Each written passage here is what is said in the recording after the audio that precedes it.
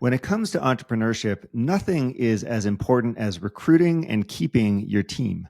In today's episode, I talk with Kendra Prospero, founder and CEO of Turning the Corner, an HR consulting company that helps transform workplace culture to retain top talent, increase productivity, and build confident leaders. Kendra shares how to build an amazing company that is aligned with the needs and goals of your employees, how to bring meaning and purpose to work, and how to maximize community for everyone's benefit. We also talk in detail about her inspiring founder story and the support she received along the way. I hope you enjoy this episode. Thanks for listening to the Conscious Entrepreneur Podcast. Kendra Prospero, thanks for being here. Great to see you on the Conscious Entrepreneur Podcast. It's great to be here, Alex. Thank you.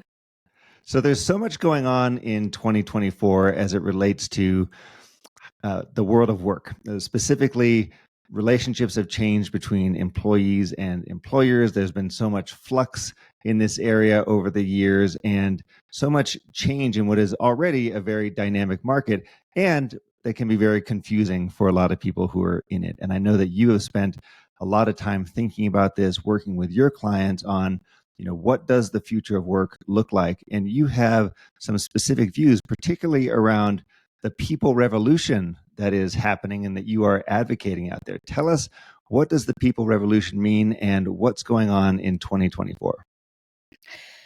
So we work with companies all over the country, work specifically with leaders, helping them create a culture where people are thriving.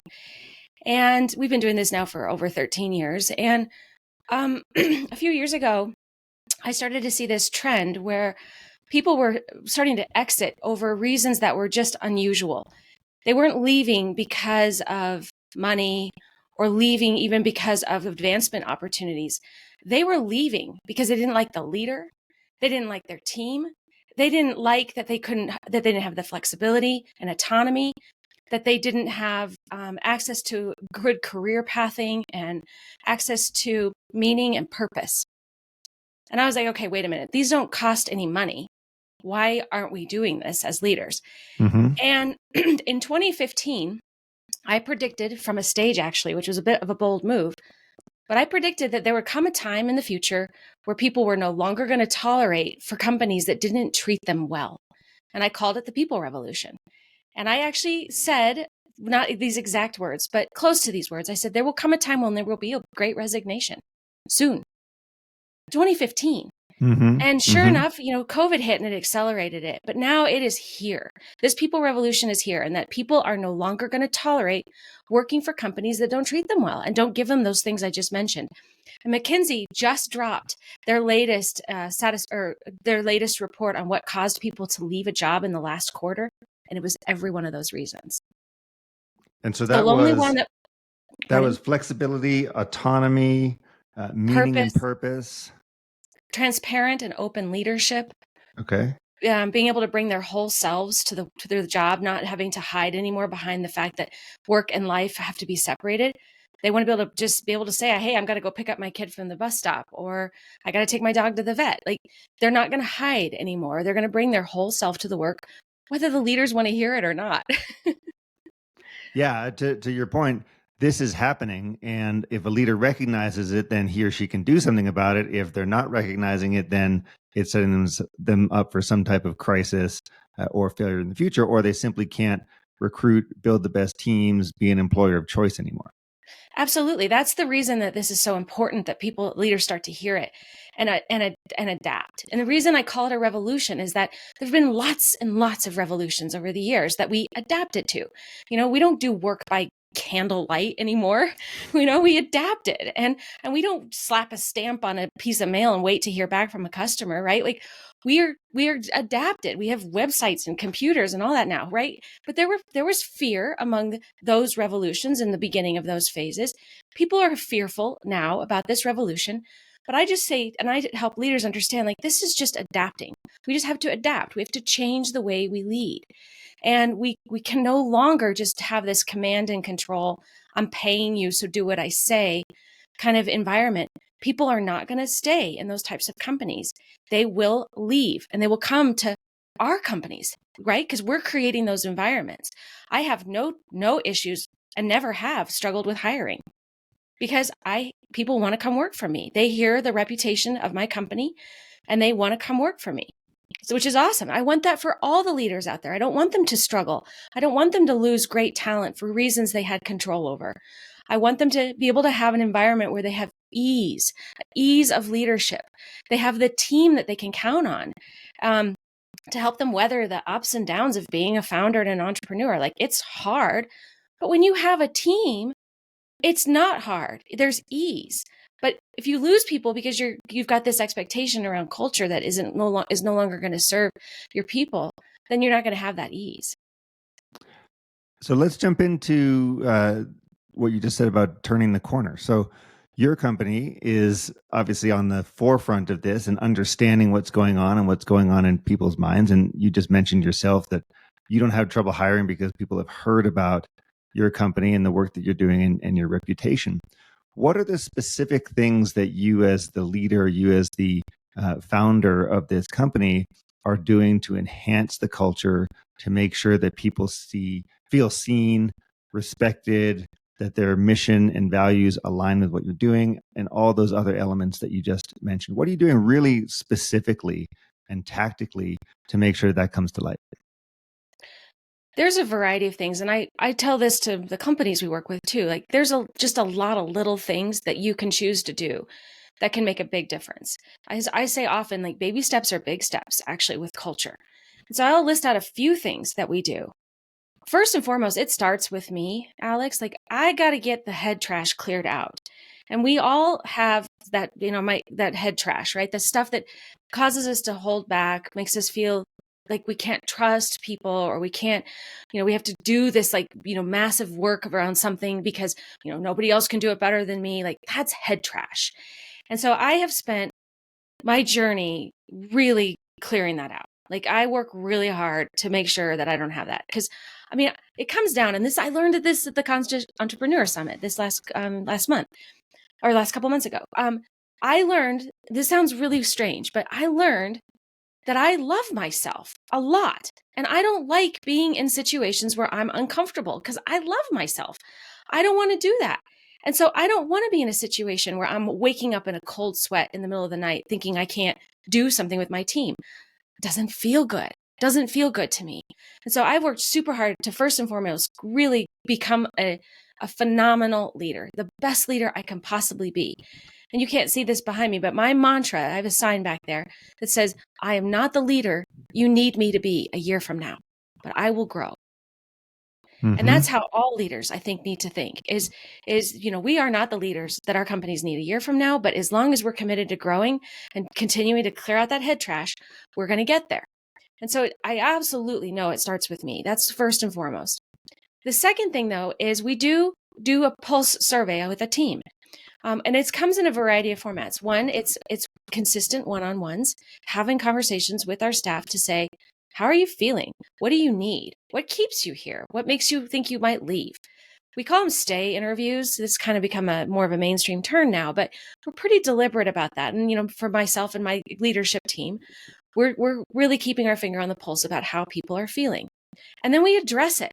So last year, we ended up doing a pretty big employee engagement survey, and out of it realized, even me, the work I do every day, there was opportunity for growth, for sure. We needed a better onboarding plan. And so we spent the entire 2023 really building out this pretty amazing onboarding program to address that. Great. Okay, so the team sees that we're acting on it, right? That's really important. So that's another thing that's important, those stay interviews and then actually taking action on it. Mm-hmm. And then another thing we do is, and this is something that, good Lord, I get pushback on, but not from my team, just from other leaders who are like, I don't think so. But we do what we call flexibilize, which means nothing is stuck in stone. Nothing is cast in concrete at all. We flexibilize. So for example, I have a very diverse team. I have representation from both male and female, from all different age groups, from different backgrounds, different marital statuses, veteran status, disability, you name it. Like, that to me is the definition of diversity, different races, different religious backgrounds, all of it. And what that does is it causes me, first of all, to have to really stay flexible. Flexibilize. By the way, I know that's not a real word, but I made it up, and I did buy the domain name just in case. It's a great word. It's a great word. And I'm sure it'll make a great .com someday for when Right. you write a book. But so for example, so I have a couple baby boomers on my team. Baby boomers don't really need our healthcare benefits, right? They're on Medicare, and it's awesome. And so they're like, well, I mean, thanks for offering benefits, but I don't need that. I want more vacation time. Okay, why not? Right? Why can't I say that total comp is salary plus vacation plus for benefits plus medical, healthcare benefits, all that to add up to total comp. And then I can play with what's in the middle there. Fair and equal don't have to come together the same when it comes to creating, your culture. And so give the baby boomers more vacation in lieu of the medical benefits. Now, our Gen Xers, they're right now in the thick of kind of the sandwich generation. So they need a lot of benefits. And not as much necessarily like vacation time over the length of time, but what they really need is flexible schedules, right? They're dealing with parents and kids and right? So why does a 40-hour work week have to be Monday through Friday, 8 to 5? Why? I don't think it needs to be. Like, I get bursts of energy sometimes on Sunday morning. I'm going to work on Sunday morning. If my staff gets that same burst of energy and wants to do that, why do I care when they're doing the work, right? I sometimes get bursts of energy at 3 a.m. It's probably not very good for my mental health, but right? And so they need a more flexible schedule. Now, our Zoomers, our Gen Z, who are new into the workforce, they need help. They don't need a 401k. They need help paying off their college debt. Unless they're in a situation where they're pretty privileged and they're actually able, they maybe don't have that college debt. Cash is the most important thing right now. Not necessarily thinking and playing the long game on retirement. Why does it have to be so rigid that, you offer a 401k plan with a 3% match and that's what you're going to get? Why? Like, total comp can be different. And so it's like and so that's just an example, like a benefits example of flexible time, flexible pay, flexible benefits. But like, I am constantly doing that in my culture to keep up with the trends and not saying like it has to always be this way. And I think that's another really important thing for helping leaders address this people revolution is not staying rigid. Like, what COVID taught us overnight, that our rigid policies around being in office were no longer going to serve us. Now, we could have gotten ahead of that, many, many years ahead of that, if leaders had been more open to flexible work earlier. Right. By the way, I've been running Turning the Corner since 2011, and from day one, we've had a completely flexible environment, and I've played with all of it. And so we were like, when COVID hit, we're like, okay, no problem. I mean, it didn't change a thing for us. Mm-hmm. Well, it sounds like what you're doing is meeting people where they are and where they want to be. And my guess is that Flexibilize is not just a compensation strategy for you. It has to do with all different elements of the business, everything within Turning the Corner. And it sounds to me very agile, very responsive to what's going on. I also want to point out, it takes a lot of guts to do this because there's no playbook for it. So you are presumably writing the playbook for yourself, having to stretch yourself in terms of where you're going and be very clear on your vision. What did you learn about yourself as an entrepreneur as you've been setting up the company, as you've gone through all this, as you've gone through those shifts? You mentioned you've been running Turning the Corner since 2011. What have you learned about yourself as it relates to building this company, setting the culture, and being the leader that you need to be next year? It's been such a journey. I mean, I've definitely learned that, through the school of hard knocks, I now know finances inside and out. So that's a fundamental one. I mean, whenever businesses are struggling with the cash flow crunch or struggling with profitability, I get it. Like, we've been there, and we've luckily solved it. So, but that was really, really stressful when you don't have that cash in the bank and you don't have the cash flow, man. You want to talk about sleepless nights, right? No real entrepreneur has not had a cash flow crunch. Like, we've all been there, and it's super stressful and it's super hard. And there's ways to get in front of it, which I'm glad. And so that's been a very big transformation for me. It's just really getting clear on all that. Because my background, Alex, I was a software engineer for IBM. Like, I didn't know anything about running a business. And so, so that was, some very first, key lessons. But I think one of the most important things I've learned about myself is to recognize a couple of things. Like when you're an entrepreneur, you are always, always, always, always, always on a roller coaster. It will be up and it will be down, and it will be up and it will be down. You're never going to get off of it unless you go get a regular job. Like you will always be on this roller coaster. And the minute I just accepted that, I felt peace, because it's like, okay, some days are going to be great and some days are just going to be awful. All right. The other thing I think I learned, which is inevitable, is there will always be some spoilage. You will always have some customers who are unhappy. You will always have some staff that leaves you and you didn't want them to go. That's just inevitable. And it's so much easier to just embrace it. Now, you don't want a lot of it. Obviously, you wouldn't survive if there's a lot, but there's always going to be a little bit. And if you just accept that, then it changes your perspective. And so for me, one of the things that's really been so amazing, oh my gosh, and I think you'll love this, but I used to not really think, I used to think of business more as like it's a thing what people go to. I never ever have said we're family. Like, I'm sorry, but that's BS. You're not family, right? But what it is a community. And what it made me really realize this was actually a couple of years ago. So here in Colorado, for the folks that are national or international listeners, we had a terrible fire in our area at the end of 2022, where in just like a regular neighborhood with like Costco and Target nearby, not even near the mountains, 1,000 houses burned to the ground. And one of the homes that burned to the ground was of one of my former employees, somebody who we parted ways, on an amicably, but we weren't together anymore, but we were still in community together. And when I found out that her house burned down, I called her and I said, "What do you need?" She said, "I need cash and I need a place to live." I was like, "All right, I'm going to help you." And so at the time, there were all these lists floating around of people who had houses for rent and all that.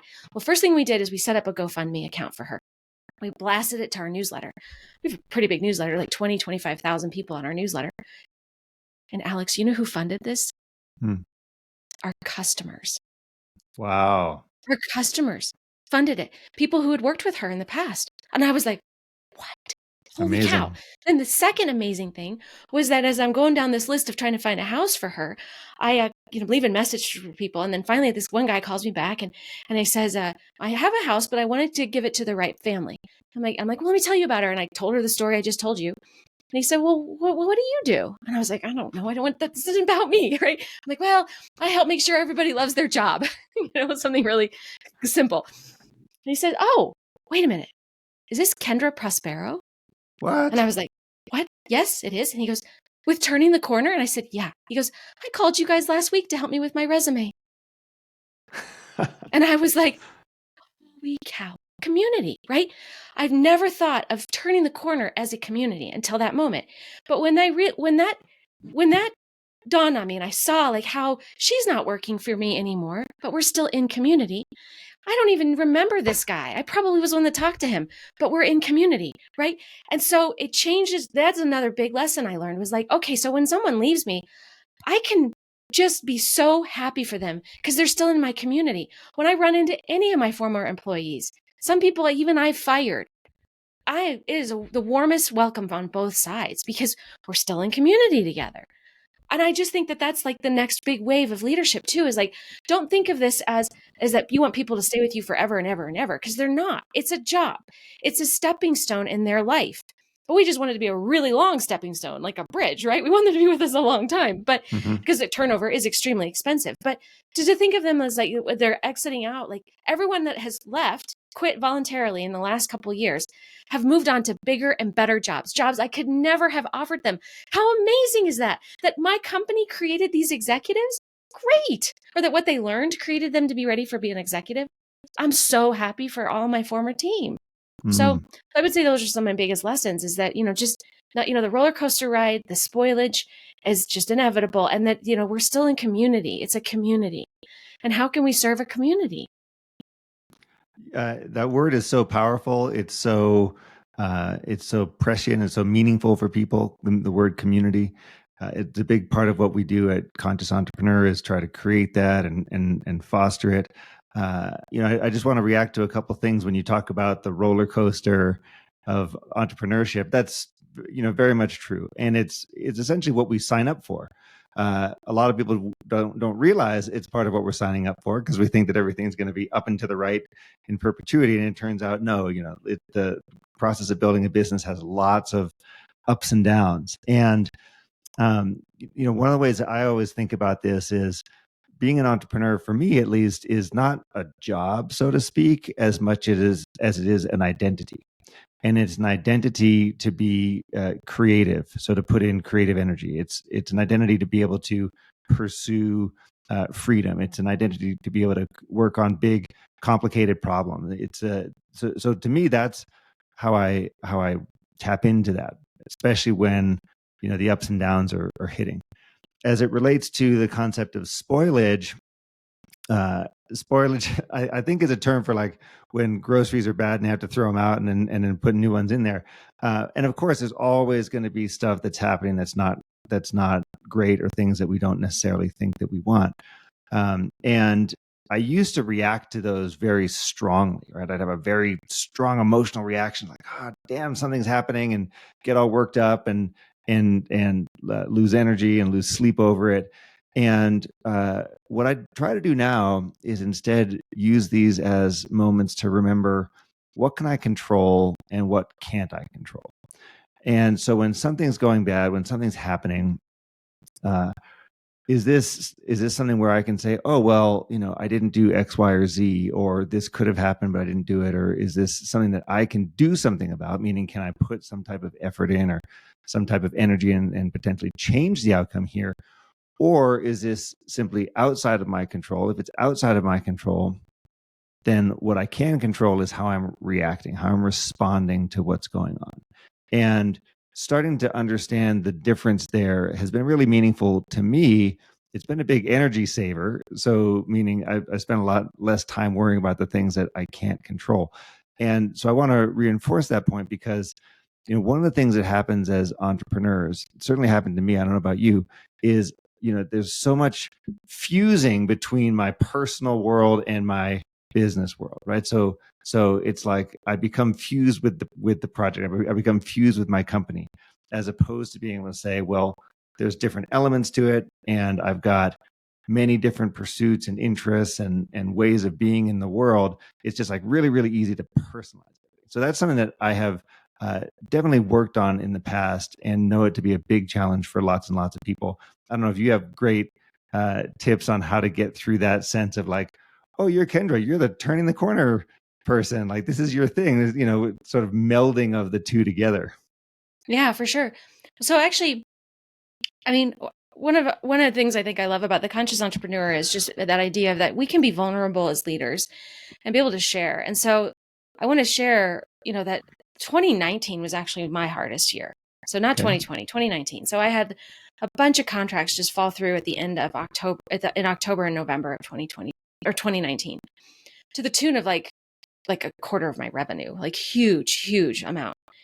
And I was faced with having to do layoffs at the end of 2019. The hardest thing I've ever done. I had to lay off 2/3 of my staff, just right, during the holidays, like everything you do not want to do, right?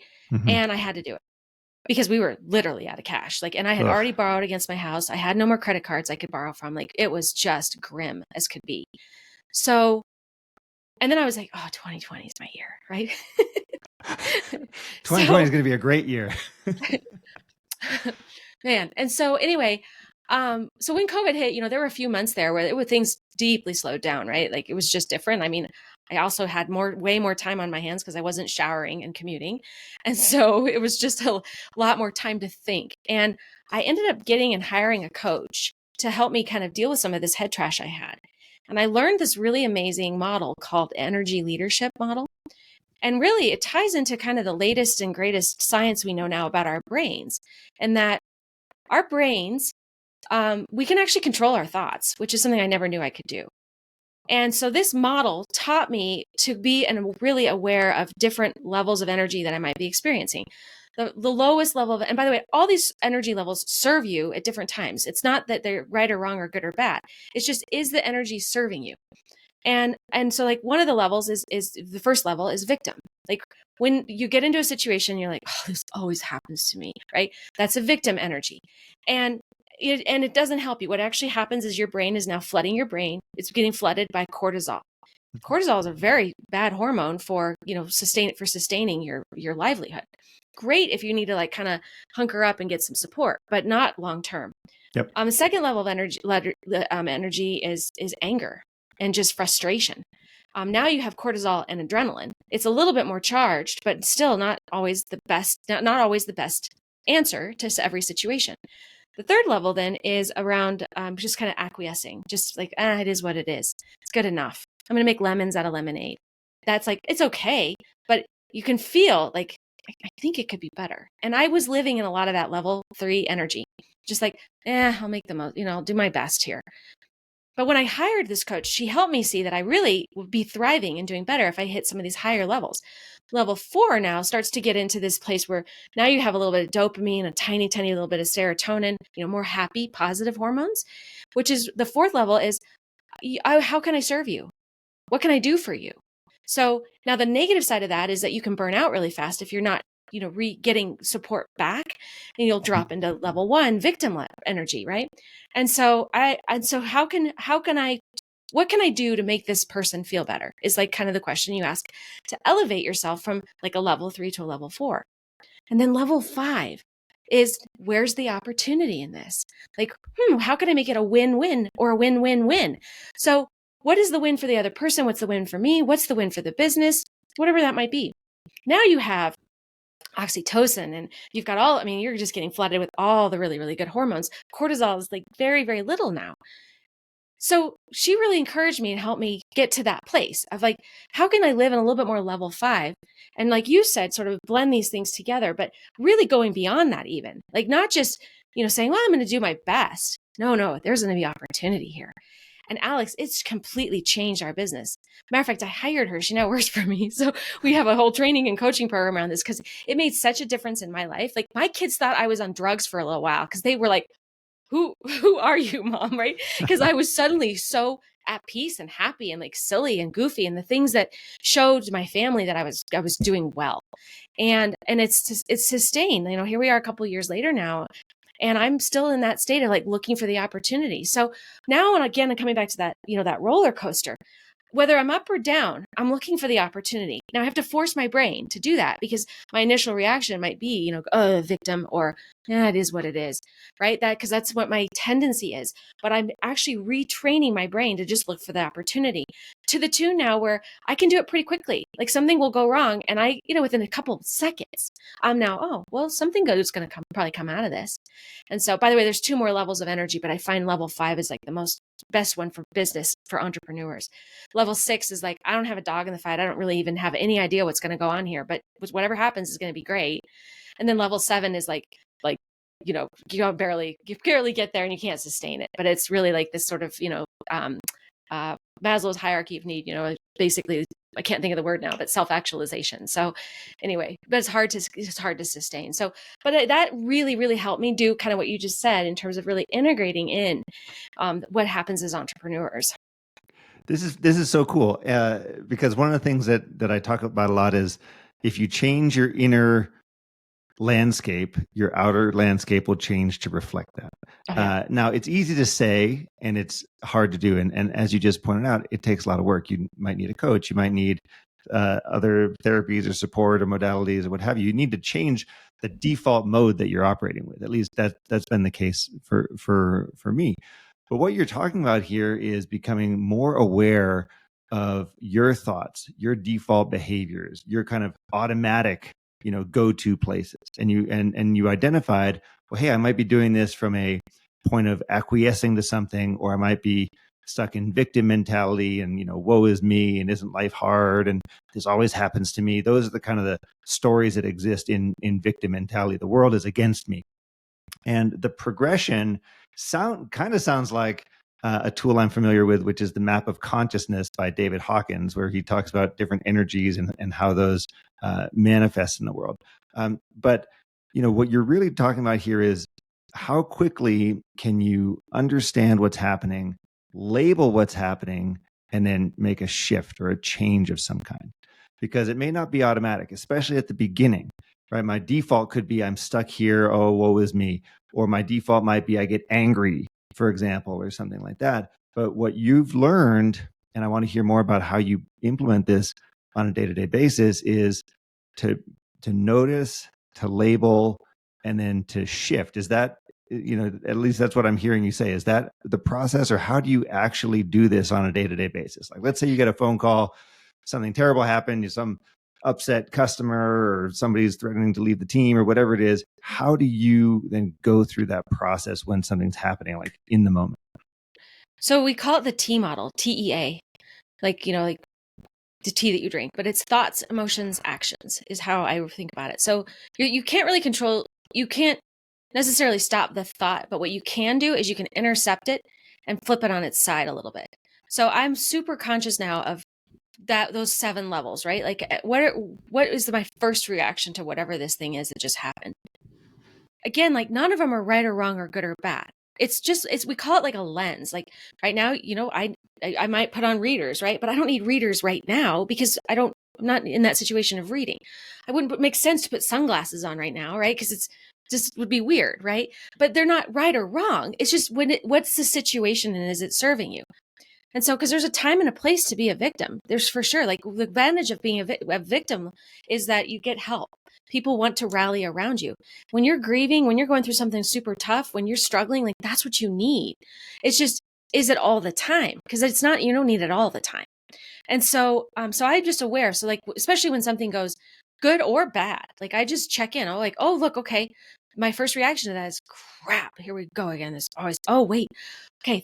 Okay. Nope. How can I turn this into a win-win? Is the first question I ask myself. And I can go from 1 to 5 like that with that question. How can I turn this into the win-win? Or what's the opportunity here? This last summer I had, one of those really awful things happen as leaders, which is I had one of my very best, most favorite employees tell me that he was leaving. Out of the blue, I had no say in the matter. Like I'm the kind of leader that loves to help people grow into their next role. I've helped so many people like take a path out of TTC. And he just out of the blue told me he was leaving. And Alex, I was just like devastated for a while. But I got my mind going, okay, there's going to be an opportunity here. Like I know that there's an opportunity here. And sure enough, it has turned out to be one of the best things that could have happened to us. I mean, I think this 2024 is going to be the best year we've ever had, because once he left, I opened up and it freed me to start seeing like all the holes and the things he'd been doing that we can improve on. And I think now, I mean, the entire team, we're all so excited for 2024 because he left, honestly. And do I miss him? Yes, absolutely. But we're still in community together. But it was really, really hard. And when he first told me, I mean, honestly, I cried. Like I was bawling my eyes out because I was going to miss him so much because he's my friend also. And, but I could say, I think there's going to be an opportunity here somewhere. So that's what I would encourage you is like when you're experiencing an emotion and you can say, is this appropriate right now? No. Ask these questions. Say, how can I at least make the most of this situation? That's level 3. How can I serve the other person? That's level 4. How can I make this a win-win? That's level 5. Those are the 3 questions you can immediately ask yourself to elevate you. But it takes a little bit of time because the brain, what we know now about the brain, just in the last few years, because of all the functional MRIs and just all the science has come out, the brain is very malleable. It is not fixed. We do not need to have a fixed mindset. A growth mindset is actually what our brain really wants. But so the first time you do it, you create this little tiny neural pathway between your amygdala, which is your reptile brain, to your prefrontal cortex, which is your thinking brain. This little tiny path of consciousness that you're going to make around, like your amygdala wants you to feel sad and angry and fearful and disgusted, maybe a tiny bit of joy, but mostly has those 4 really negative emotions. And so, but when you create that neural pathway, now it's a tiny little, like, path in the jungle, so to speak. If you don't keep working on it, it's going to get overgrown again. But the minute you do it and then you do it again and you do it again, now you actually have a path and it's super easy and fast. Wow, very cool. Are you still working with the same coach, or what else do you do for coach support these days? So now that she works for Turning the Corner, like I get her every day and it's the most amazing thing. And we've become really, really good friends as well. But, and so she's been a huge help. And yes, I do. I have a coach as well. And also I'm a member of an amazing entrepreneurial community called Colorado Thought Leaders Forum that continues to just, reinforce this pathway as well as many, many other things. And so, yeah, there's I spend a lot of money on myself to get myself to be the leader I need to be a year from now. It's the best investment you'll ever make, is investing in yourself. I want to transition a little bit back to something you mentioned earlier, which is an inflection point, or to transition that many entrepreneurs have to go through, usually not something we choose to go through, which is firing someone. So you mentioned before, sometimes people leave voluntarily, sometimes people leave involuntarily. For entrepreneurs, understanding when, how, and why to fire someone is a really critical decision point. It's something that keeps us up at night. It's not easy. Typically makes us question, why did I hire this person in the first place? Maybe if I keep them around for another 3 months, things will get better. Maybe things will improve. Maybe all the reasons why not to fire someone. Walk us through how an entrepreneur can start to deal with this. What kind of framework can one have to decide on this type of topic, and then actually go through with it in a way that's respectful, reasonable, as much of a win-win opportunity creation as possible? What are the tips that you would give? Mm-hmm. Well, I was a little cynical of this when I started turning the corner, but it actually comes down to being really clear on your values. And I don't mean values of like what looks great on a wall. Matter of fact, that's the worst kind of value. It's like you're really, what do you expect from your employees? Like, what do you really want from your employees? Not what your customers are going to like, none of that. So, but what do you really expect? And for me, when I got clear on that, and what I did is I asked myself the question, what do I really want from my employees? How do I know I have this? What's the behavior that they're going to display? If I have this, what does this do for me? And how does it make me feel? And it's messy. It's a messy paragraph, but usually there's like 4, 5, 6 things that are really critical to you as a leader. When you do that activity of what I just said, out of that, you're going to start seeing your words repeated over and over and over. And those words really are core to like what's super important to you. And so I took those messy paragraphs back to my team. At that time, I think I had 5 or 6 employees. And I said, all right, I want to get clearer on our values because I want to be able to hire for them and fire for them and manage and train and govern, promote, compensate, all those other things. And so we took that messy paragraph and they helped now co-create. So there's a little bit more buy-in, helped us co-create what the thing is that we really talk about as our values. And oh my gosh, Alex, once we got to those top 6 things, we are hiring and firing against them. And it makes it so tough decisions they're not tough. It's easy. You can look, every employee I have lost, voluntarily or involuntarily, I can tie back to a value that was not being met. And so like one of our values is results beyond expectations. And like I've had to let people go because they weren't seeing that those results need to happen, like results for the customer, results for the team. Another one of our values is no jerks. And so I've had to let people go because they were acting like a jerk. Customers as well. Another value of ours is we love our jobs and it's contagious. Well, people who've left me, they've left because they've reached that point where like they don't love it anymore. My whole brand is around loving your job. Like, of course you got to love your job at turning the corner. And so, and so it's like the guy I told you about earlier that I left during in the summer, like he reached a point where it wasn't exciting for him anymore. Okay. I don't want him on the team if that's the case, really. Another one of our values is family first. What that means is like, there's a ton of flexibility. Like, right now I have no idea where anybody is on my team. And I don't care. I'm totally fine with it. Flexibility, right? We talked about that earlier. And so one of the gals that joined us over the summer, in the spring, we hired her. We went through the whole process. Well, thought we had a really good hire. Well, day 1, she's like, so what do I do at 8 a.m.? And I'm like, I don't know. Eat, shower. I don't know. And she's like, what do you do? What do I do at 9? And I'm like, oh, you need that level of structure. Okay. That's not who we are. I don't even know how to do that for people. So I said, I said to her, I said, if you need that much structure, we might not be a fit. And I said, but if you think you can live with that, you can create that calendar for yourself. We'd love to still have you on the team. Sure enough, the next day she called me. She's like, I don't think I'm a fit. She opted out. 2 days she lasted, right? Do you know how expensive that was for me? Didn't cost me anything, $80, right? What if I had hung on to her for months? Oh, I was paying her over $100,000 a year. Like $25,000 I could have wasted in trying to coach her to not need structure. Doesn't make sense, right? And so I think for entrepreneurs, like getting clear on like, what do you really expect and get real with it. Do not make up this BS around integrity is one of our values. Is it? Is it? Because if it is, then you'll be really clear on if you've got behavior that's got integrity with it or not.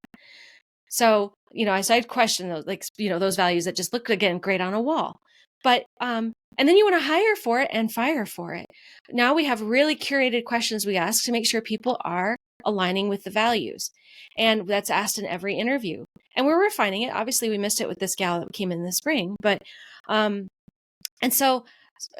don't want to hang on to people that aren't aligning with your values, because as I mentioned at the very beginning, like one of the most important things people need right now in a company culture is real, authentic leaders. And so when you get real around your values and you hire for them, they know what to expect. But if you're not real with that and you hire them for something and you're actually acting differently, they're going to exit out or they're going to be a pain in the butt to manage. And so once you get to the point where you realize, okay, I've got to fire this person, coach me through the conversation. How does that go? So ideally you would have, there'd be some history here and some time where you would be making sure you really have done all you can. So first and foremost, you want to make sure you have really thoroughly trained someone and you've given them all that they need in terms of onboarding them and making sure they're set up for success. If you feel like you have done all that and they're still not performing or they're still not fitting, I would say to them, hey, I've noticed that this particular thing is not, you're not doing it the way that we really need you to do it. For example, is this something you feel like you can modify and you can change? Can you be better at this? Because if you can, then that's awesome. But if you can't, I'm not sure we're a fit for each other. So can we kind of monitor this over the next week or 2 weeks and see how it feels for you? You really become conscious of it. I'm here to help coach and guide you for the next 2 weeks. And then if in 2 weeks we decide that it isn't, there's not progress being made, I will help you figure out what's next for you. So that would be one approach to the conversation. Now that's with somebody who you think is actually coachable and trainable. If you see that there's an absolute misalignment of values, like in the case of my gal that was here in the spring, like there was nothing I could do to create more structure for her. And she needed that. Like it became clear to her that that's a really important thing.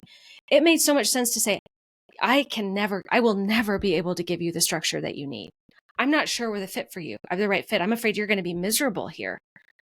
Right? It's such a more gentle conversation than you're out of here. I fire you, right? Like I just knew I wasn't a fit. And so she opted out. And so that's another approach. It's just being really honest about the situation and being able to say, like, I don't know if we're a fit for each other, but what do you think? And so, but the worst thing you can do is yell and scream and be mad and, go into victimhood and all that stuff like that. You've just lost your dignity when you've done that as a leader. And if you've made someone else feel like crap, you've lost your dignity. Yeah, exactly. Is there any different approach if instead of firing one individual, you're having to, you mentioned before, sometimes in the ups and downs of entrepreneur world, you got to contract and maybe let go of some portion of the team. If you're going through that process, is there any difference in approach or communication? Oh, sure. Yeah, layoffs are the worst. I mean, I think I do not do it in a group setting. Oh my gosh, the things, the things we see right now in the media, doing mass exits over or mass layoffs over the, phone or over Zoom. Oh my gosh, give me a break. You call people and you say, I'm so sorry that I have to have this conversation with you. We have completely messed up. We've lost sight of, what we needed to do financially. I messed up. I own it, but I'm afraid that you're a victim of this. I have to let you go because we can't afford to keep you here. But here's what we want to do to help you. We want to help you. We're going to pay for outplacement services. That's where you pay somebody like me to help rewrite a resume and coach and help them get their job search started and accelerated if you can afford it. You might also say, here's a severance package. We want you to have, a couple months here of time to really do a good job search and get your feet under you if you can afford it. Like when I did my layoff, I was literally completely broke. I had to actually cash in some stock to pay one of my employees off, or pay one of my employees a severance package, because there's no way I could let him go without giving him something. He's a single dad. It was just like, anyway. So if you can, severance packages and an outplacement package are wonderful, and having a lot of dignity and grace at the end here, because your alumni of your company, the people that have left your company, are someday might be an employee again. Like, you're still in community with them. Treat them well. Be proud of how you let them go, because you're going to run into them again, and they're going to talk about you.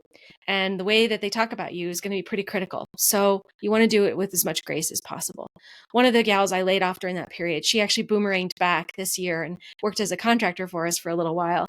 Another one that, the guy I laid off that I just mentioned, I still talk to him. We're still in community together. So, it makes it a lot easier when you've treated them with a lot of grace and dignity. Great.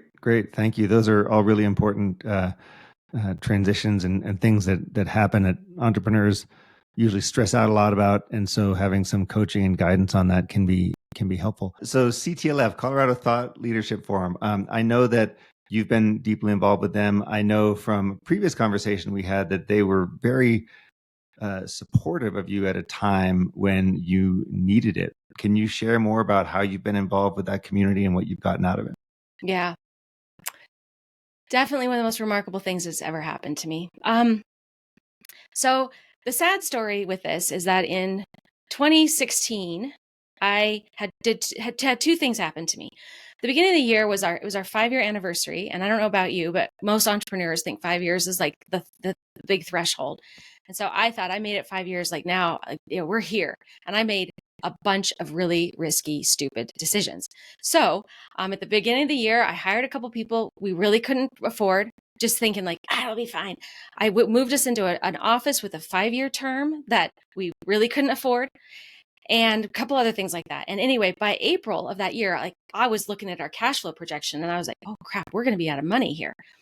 And so I cash flow crunch, right? And so I started hustling like crazy to just bring business in. So I do a lot of speaking, and I was get on any stage I could get on to try to drum up leads.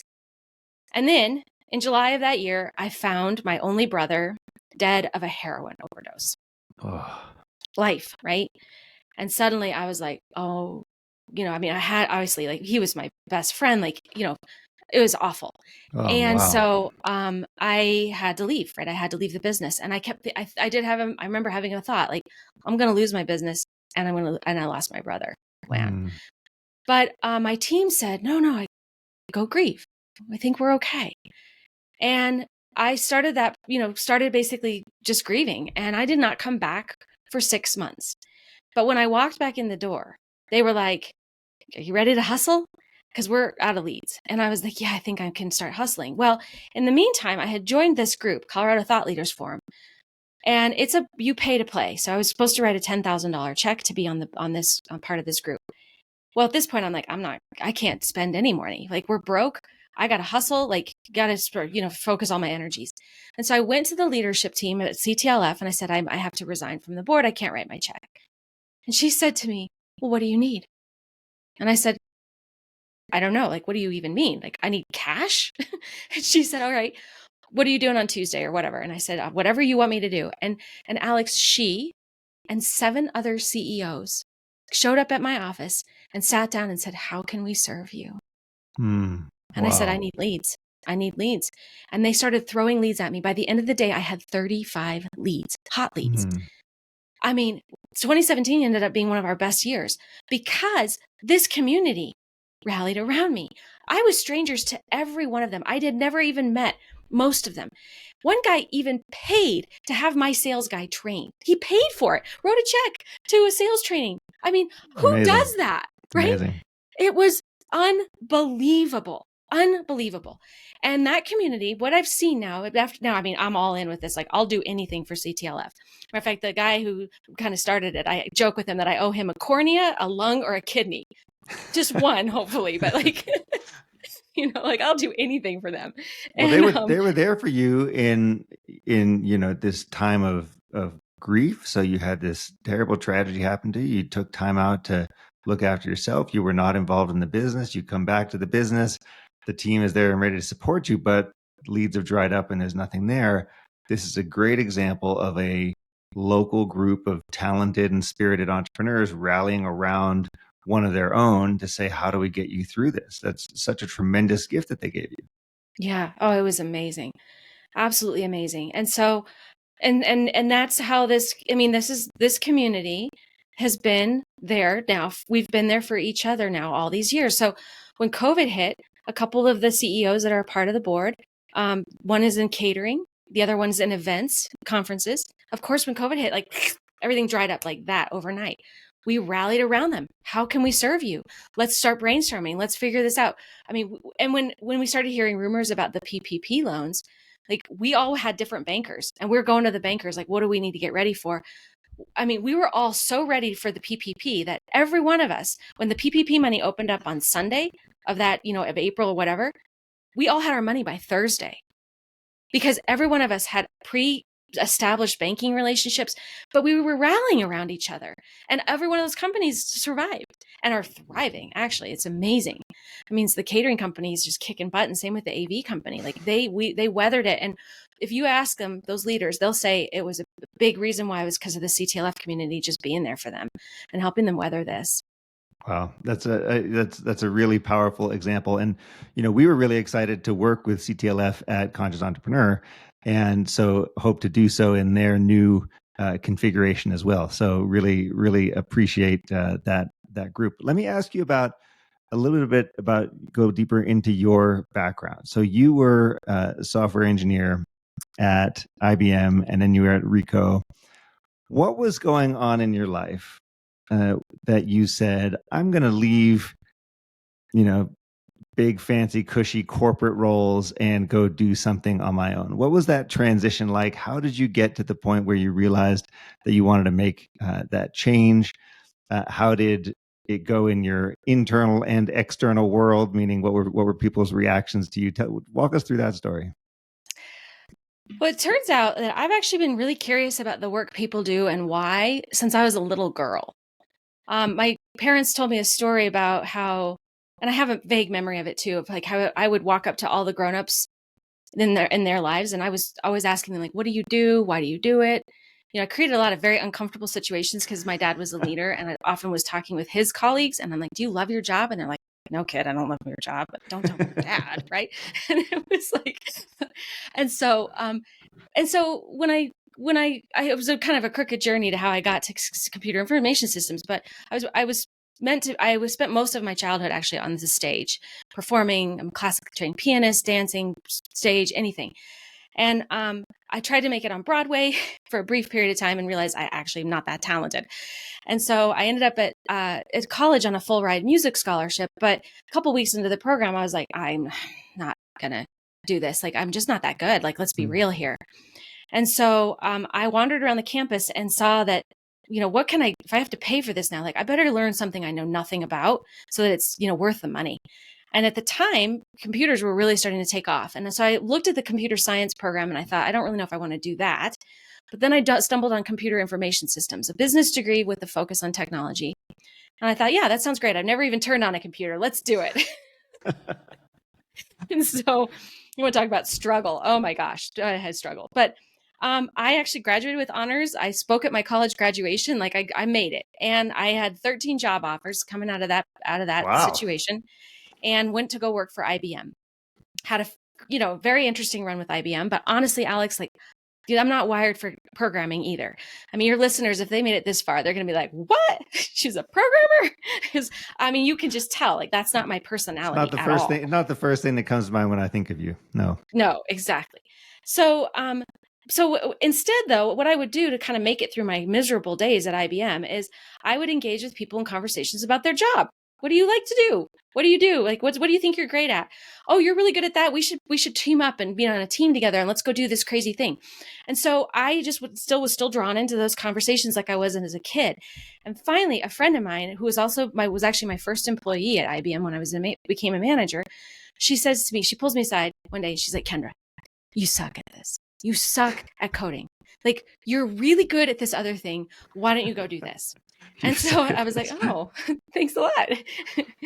And so that's how your you know proverbial message from the universe. Yeah. And so so that exact about a day later or so, I was talking with another colleague and I was asking him about his job. He said, God, they're having me do this thing, but if I could just turn the corner and do what I'm meant to do, then I feel like I'd be happier. IBM would be better off, but of course they're going to keep me in this other job. And I was like, bummer. Sorry. Went and drove away. And then listening to the radio, I'm listening, and there's an article about Malcolm X. A biography had just come out, and they said, Malcolm X is known as somebody who was violent compared to like MLK, but really there was only a 9-month period when he was really violent. But nobody ever let him turn the corner and be who he really was. And I was like, okay, all right, universe, I'm paying attention. So I went home, Googled it, found I could buy a domain name. Now I know a lot about technology. I can build my own website even, right? Woohoo, technical background, paying off finally. And I started this business and I filed for the EIN number, all that stuff. And suddenly I was like, oh, I need customers. So I sent an email out to everyone I knew and fans, people who liked me and cared for me, vendors I'd worked with at IBM and, just colleagues, all that, family. And I said, I think I'm going to do this. And I said, I want to help people find jobs and I want to do recruiting and training and, really just help make cultures great. And within hours, I had like 10 leads, including one with a vendor saying, hey, can you teach a class on behavioral interviewing in Chicago on Monday? And I was like, sure. Okay. Now, had you left IBM at that point, or were you still in the transitioning out? Okay. I was still transitioning out. Yep. So my boss was on the list. She was very supportive. And she said, actually, we're about ready to probably lay you off anyway, because your particular job has been eliminated because we were going through this transition. I was like, woohoo, seed money. So they offered me a job to manage a marketing team. But by then I had the bug and I was like, okay, I think I can do this. So, yeah. So it was the transition. That was the move. Well, it's really funny that you heard that phrase, turn the corner, and then you went and made it your own. Kendra, as we wrap up here, I've got a series of questions that I'd love to get your input on. And the first one is, so you talked about the coming to an event of the Conscious Entrepreneur. You came to the Gay Hendricks Unlocking Your Zone of Genius workshop back in November.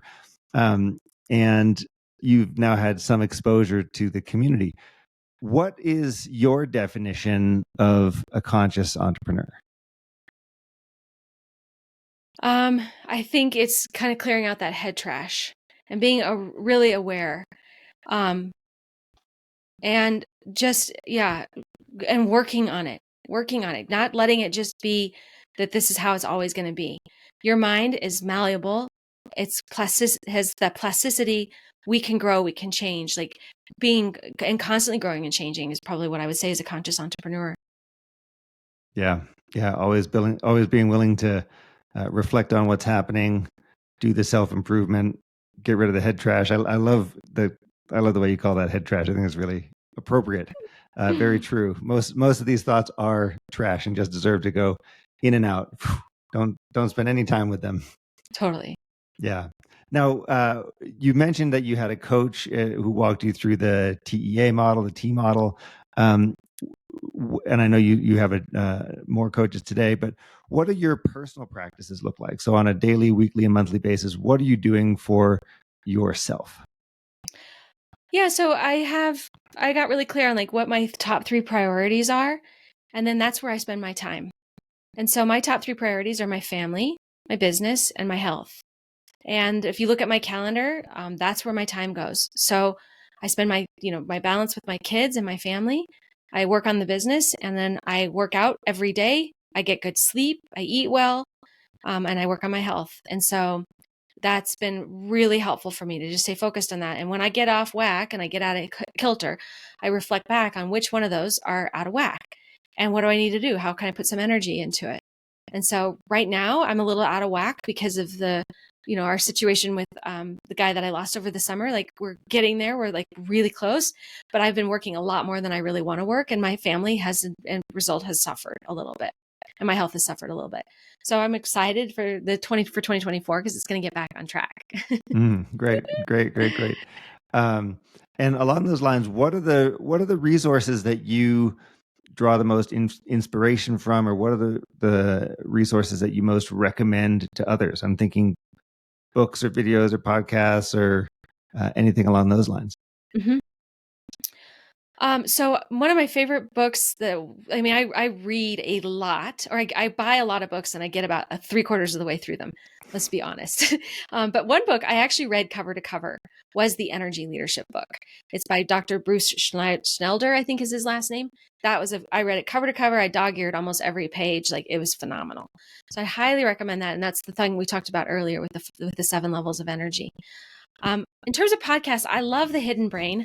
In terms of the Hidden Brain, for kind of just getting the latest and greatest in the neuroscience research, and and I always then think about like how that applies to leadership and management and culture, even though oftentimes it's stuff to do with other things, but there's applicability there all the time. And then selfishly, I do really like my podcast too. It's I love those conversations. I just get lost in them. I love your podcast too. We had a great episode together back in September, October. Yeah, exactly. So, yeah.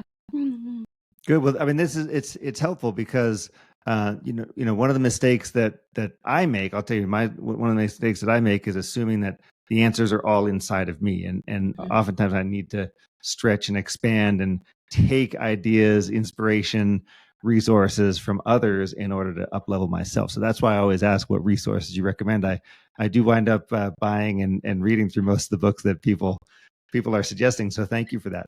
Hey, Kendra Prospero, thanks so much for being here on the Conscious Entrepreneur podcast. This was a really interesting and powerful conversation around how to orient toward our employees, what to do when times get tough, and how to maintain resilience, leadership, and inspiration throughout the entrepreneurial journey. So I'm so glad that you joined us. Thanks so much for being here.